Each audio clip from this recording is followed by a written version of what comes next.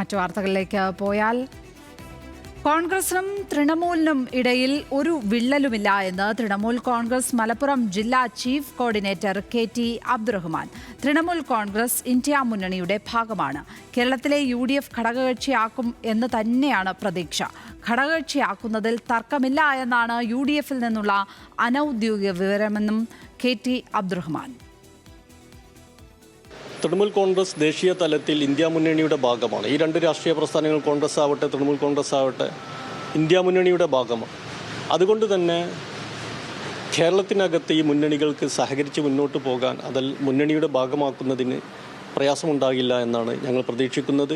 കോൺഗ്രസിൻ്റെയും തൃണമൂൽ കോൺഗ്രസിൻ്റെയും നേതൃത്വം നല്ല നിലയിൽ തന്നെയാണ് മുന്നോട്ട് പോയിക്കൊണ്ടിരിക്കുന്നത്. അവിടെ ബന്ധത്തിൽ വിള്ളലൊന്നും ഉള്ളതായിട്ട് ഞങ്ങൾക്കറിയില്ല. സ്വാഭാവികമായിട്ടും അവർ ഞങ്ങളുടെ കത്ത് ഒരു അജണ്ടയായി ചർച്ച ചെയ്ത് അത് പരിഗണിക്കും എന്ന് തന്നെയാണ് വിശ്വാസം.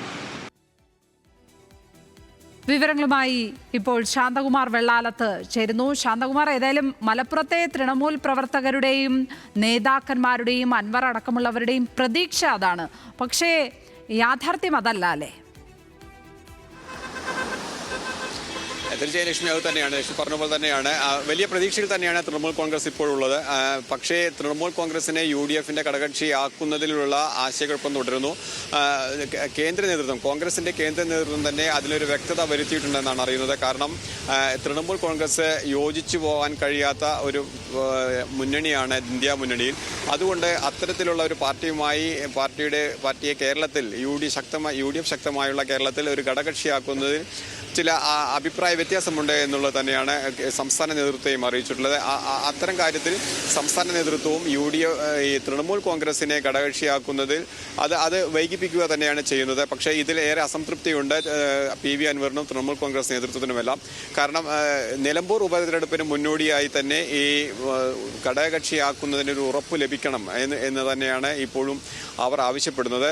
പക്ഷേ ഈ കേന്ദ്ര നേതൃത്വത്തിൻ്റെ ഇത്തരം നിർദ്ദേശങ്ങൾ വന്നതോടുകൂടി ഏറെ അസ്വസ്ഥരായിട്ടുണ്ട് തൃണമൂൽ കോൺഗ്രസ് പ്രവർത്തകരും അതുപോലെ തന്നെ നേതൃനിരയുമെല്ലാം.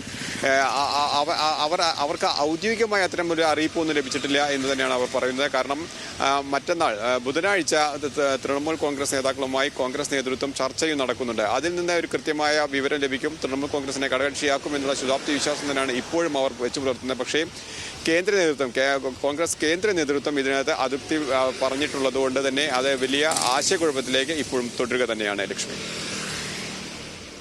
ശാന്തകുമാർ വെള്ളാലത്താണ് വിവരങ്ങൾ പങ്കുവച്ചത്. ഇപ്പോൾ നിലമ്പൂരിൽ നിന്ന്.